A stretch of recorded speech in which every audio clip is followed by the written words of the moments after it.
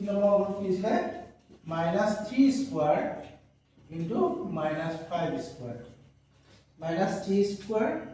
into -5 square -3 যদি square কৰো মাইনাসত যদি পাৱাৰ n 1 হয় যদি n যুগ্ম ইয়াত যেহেতু যুগ্ম then মাইনাসত স্কয়াৰ করে প্লাস 3 3 গুণ 9 5 5 গুণ 25 9 25 গুণ কিমান হ'ব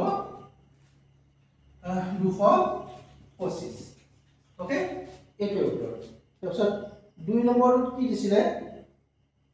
3 to the power 2 to the power 3 into 2